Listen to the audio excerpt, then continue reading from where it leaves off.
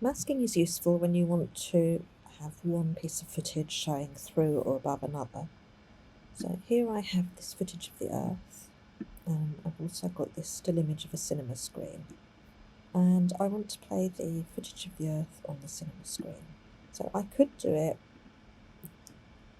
the way we looked at originally with scale, whereby I just scale my footage down in the effect controls. I might need to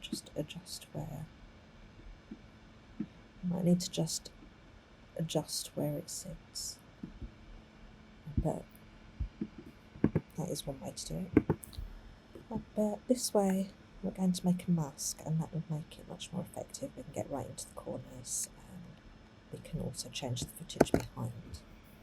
So I'm just going to go back from there.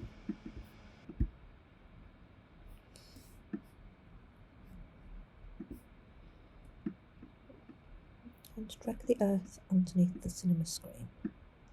And I want to cut a hole in the screen so that the Earth shows through. I'm going to do that by using a mask. So I have cinema screen selected here in the timeline. If I look under the effect controls, I can go down through motion and the controls there, down to opacity. Under opacity, I've got a choice of an ellipse mask, a 4-point polygon, which is a rectangle, and a free draw Bezier, which is the pen tool. I'm just going to create the 4-point polygon mask. And straight away you can see it's cut out, it's given me a pre-selected area, and it's cut out the shape that it thinks I want. I want a bit more than that. I want the whole polygon area to show through. So I'm just going to grab each of those corners, right, left click and drag, left click and drag. Straighten that one up.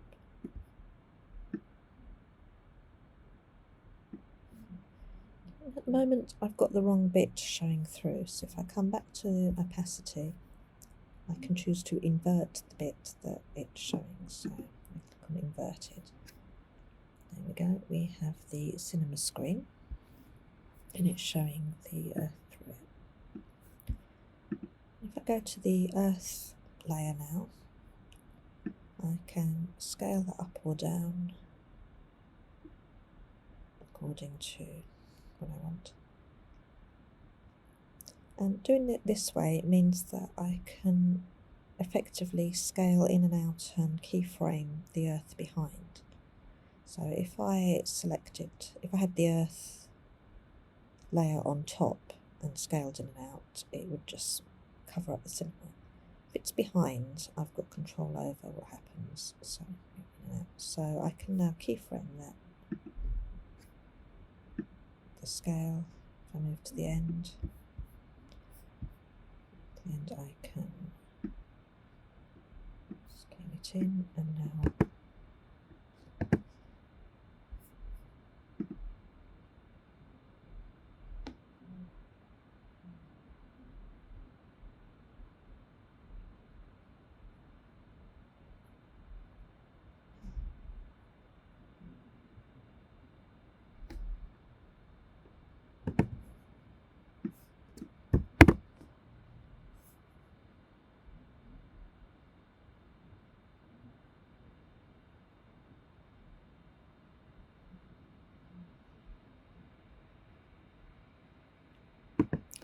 if I want to adjust the speed at which it keyframes through, I can just grab the frames and drag them.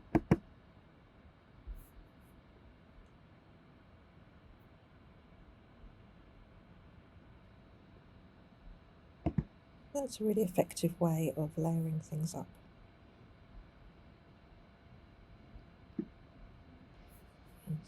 So I can do a similar thing with the other shapes in there. So if I choose the Earth again, and this time the cog border, I want to cut a hole through the cog border effectively so that the Earth shows through underneath, and then just rescale it so it's a perfect fit. So with cog border selected, looking in effect controls, down to opacity. I'm going to choose the ellipse mask this time. Straight away it's given me an area that it thinks that I might want, which is not necessarily the area that I do want. I've got some shapes here. I can either drag out from each point, or I can grab that diamond shape, left click and drag, and it will open out my circle proportionally.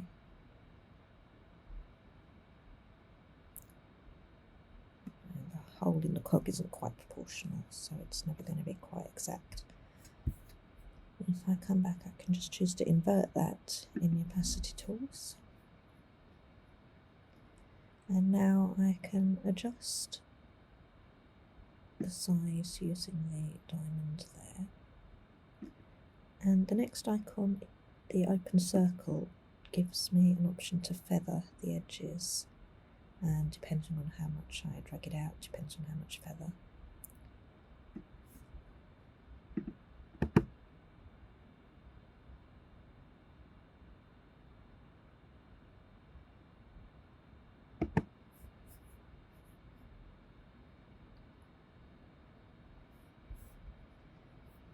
The final mask tool is the Bezier tool, or the pen tool.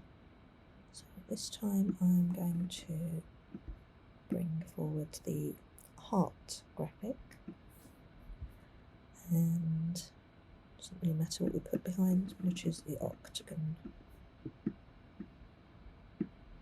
image just because there's a nice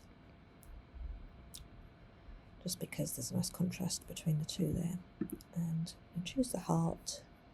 In the effect controls panel, I'm going to take the pen tool, or free draw Bezier it calls itself, and then I can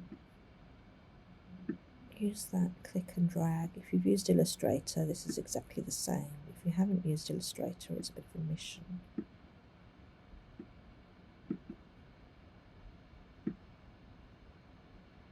I'm just going to outline my area.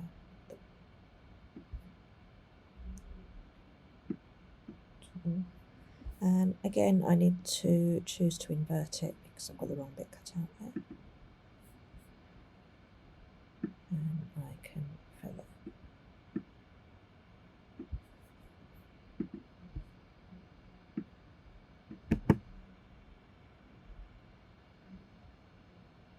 So they are all really effective techniques for just layering up what you've got, layering up your footage. You can layer multi-masks, so you can layer one on top of another on top of another.